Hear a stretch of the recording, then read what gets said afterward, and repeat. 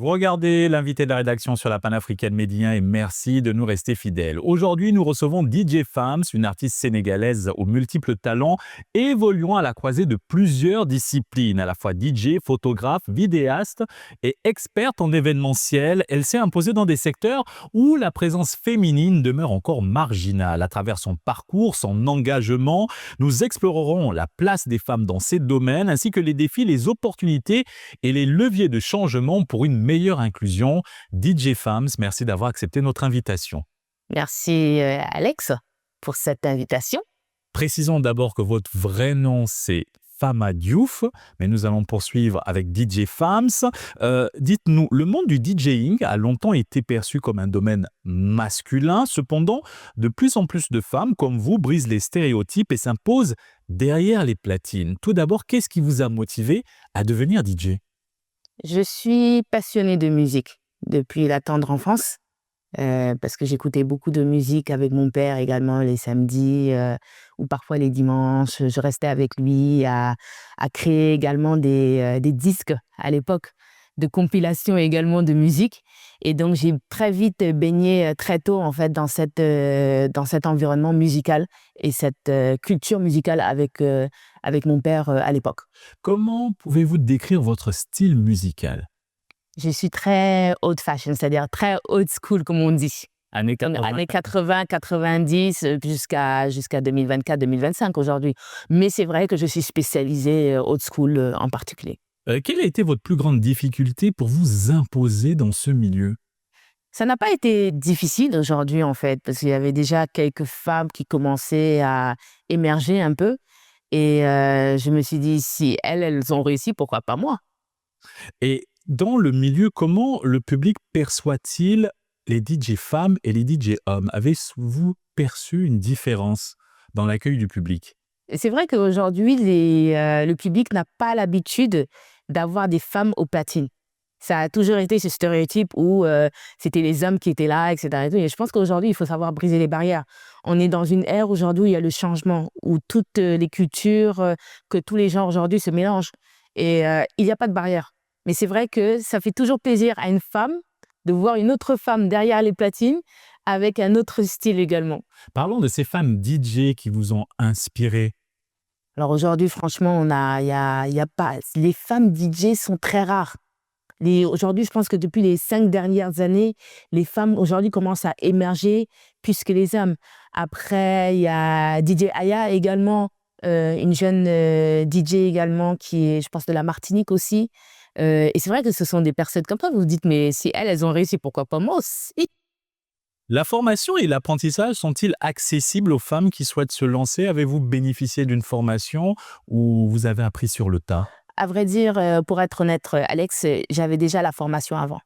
C'est juste que quand je suis arrivée au Sénégal en 2013, je n'ai pas développé ce côté DJing. Je voulais plus développer le côté photographie, vidéographique. Et c'est vrai que quand j'ai décidé de me remettre au DJing, je me suis dit, je veux ce changement. Je veux pouvoir faire autre chose que je fais d'habitude. Et je me suis dit, pourquoi pas le DJing ? C'est vrai que j'ai fait 1 mois et demi de cours intensifs pour me remettre à niveau. Vous l'avez évoqué il y a quelques instants, il y a peu de femmes DJ. Y a-t-il une solidarité entre vous pour vous encourager également, encourager l'émergence de nouveaux talents ? Après, c'est vrai qu'au Sénégal, je pense que tout le monde veut montrer un peu son talent. C'est vrai que j'ai pas eu la chance forcément de travailler avec des femmes, à part une seule, éventuellement, sur une soirée un peu old school. Mais je fais mon petit chemin. Je fais mon petit chemin toute seule. J'essaye de me faire connaître également. Ça va prendre du temps, mais bon, j'ai quand même de la motivation. Au Sénégal, vous êtes déjà bien connu. Vous avez plusieurs cordes à votre arc également. À côté du DJing, vous êtes aussi photographe et vidéaste. Comment avez-vous découvert votre passion pour la photographie et la vidéo ? C'est une longue histoire. C'est une longue histoire, mais c'est une courte histoire aussi en même temps.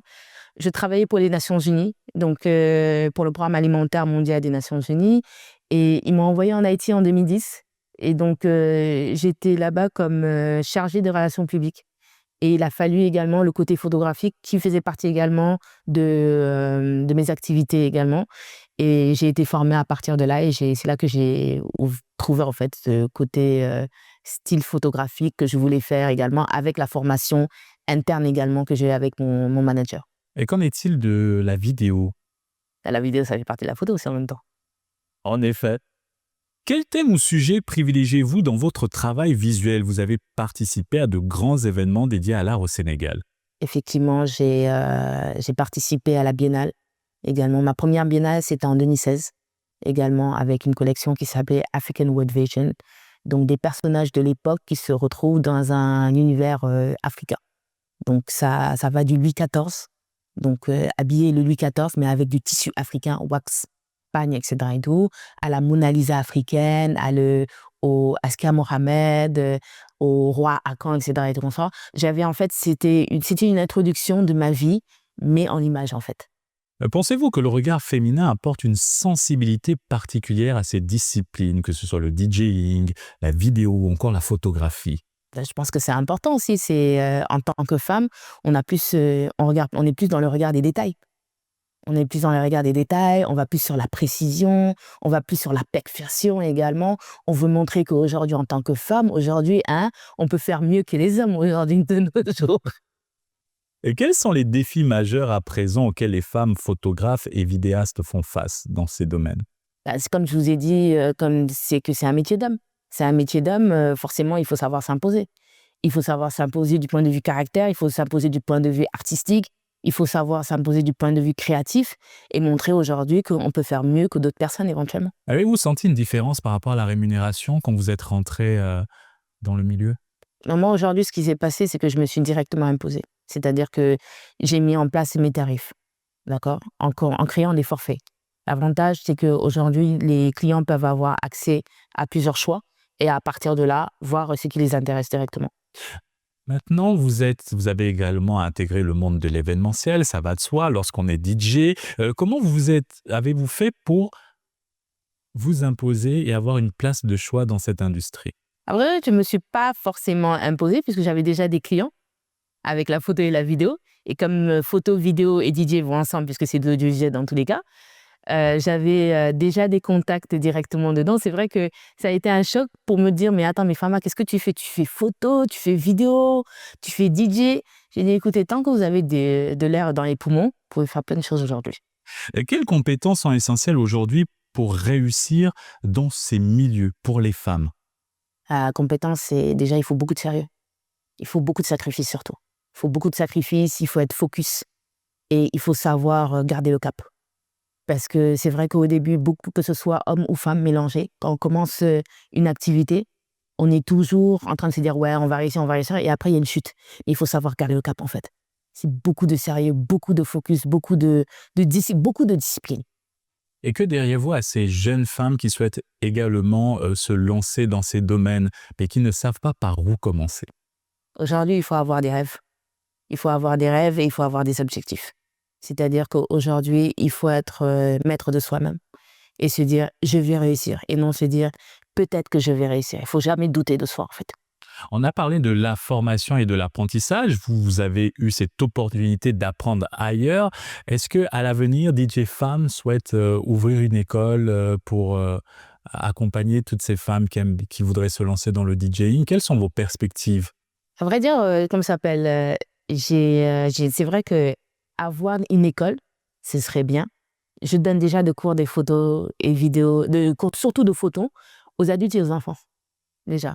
Et donc, pourquoi pas le DJing demain? Parce que c'est vrai qu'aujourd'hui, il y a plus de limites. Aujourd'hui, les femmes peuvent faire énormément de choses, que ce soit le côté DJing, le côté photographe, le côté vidéographe, peu importe ce que les gens pensent, tant que vous avez des objectifs dans la vie et que vous savez où est-ce que vous voulez aller et ce que vous voulez faire, c'est le plus important dans la vie. Merci DJ Fams de nous avoir accordé du temps pour cet entretien et bonne continuation. Merci Alex, à très bientôt. Et c'est ainsi que s'achève cette émission. Excellente suite des programmes sur la panafricaine Média.